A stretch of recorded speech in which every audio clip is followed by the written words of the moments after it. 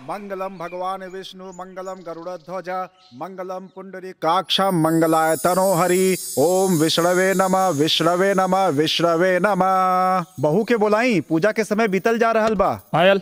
हाँ भैया। किरण के बुलावा, पूजा पे बैठे के बा। ठीक बा भैया। मुझे तैयार होने में आधा घंटा टाइम लगेगा, इंतजार करो। पंडित जी आ गई ना, लोग आ गई ना, मुहूर्त निकल जाता। अब उनके आधा घंटा क्यों बैठ के जो ही। चल चदनिया भाई, पंडित जी पूजा शुरू करें। चल। ओम भूर्भुवः स्वः तत्सवितुर्वरेण्यम्। ये बुढ़िया 2 साल से सत्यनारायण भगवान के पूजा ना करौलस। आज न जाने ऐसा का हो गइल कि उ सत्यनारायण भगवान के पूजा करा रहल बाड़ी। कहीं ऐसा त ना कि दूरो सोतीन में सुला करा देलस। अगर कहीं ऐसा हो गइल होई त हमने के कईल कराइल पर पानी फिर जाई। एक लपड़ मारब लफड़ा जी में। कितना देर कहनी कि रिस्क मत ले, रिस्क मत ले, निरहुआ के नपुंसक बना दे। लेकिन ना, अगर ऐसा हो गइल ना चुनिया, तो याद रख, तोरा से भीख मंगवाई और हम बैठ के खाई पकड़ पकड़ करे ले। बोलो सत्यनारायण भगवान की जय, सभी माता पिता की जय। जय जजमान, अपन बड़न के आशीर्वाद ले ली।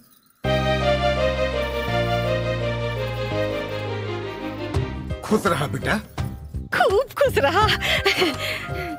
खुश रहा, खुश सदा सुहागन रहा। अरे दूधन लहा पूतन फला है दुल्हन। अरे किधर जा रही है? मेरा भी पैर छू। हम ना छुए। क्यों नहीं छुएगी? मैं तुमसे बड़ी हूँ। अच्छा, खाली बातें में बढ़कर बड़ी हूँ बड़ी हूँ। बड़ बारू तो बड़नियन कामों तो करा। भूल गई, इस देश में दूसरी बीवी की औकात क्या होती है? मेरी दी हुई भीख की खुशियों पर ऐश करने वाली घटिया औरत मुझसे जबान लड़ाती है।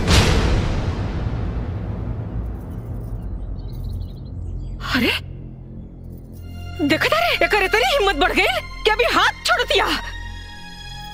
अरे आज तेरे नहीं की बहुरिया के मरलस, कल तेरे मतारी के मारी, परसों तेरे बाप के मारी, और तय खड़ा होकर खाली तमाशा देख। बारे भगवान, कैसन कैसन दिन देखे के पड़ता। किरण, तुम्हारा दिमाग खराब हो गया बा। ये सब क्या करता रू? अच्छा, मैं क्या कर रही हूँ? हाँ, आज तक तो ये चालबाज पूरे परिवार वालों को पुड़िया खिला रही थी, आज आपको भी खिला दी, इसीलिए आप इसके साइड ले रहे हो। देखा, तू गलत के लिए बाड़ू, चुपचाप एकरा से माफी मांगा। माफी? वो भी इस बच्चलन से? बहुत हो गई।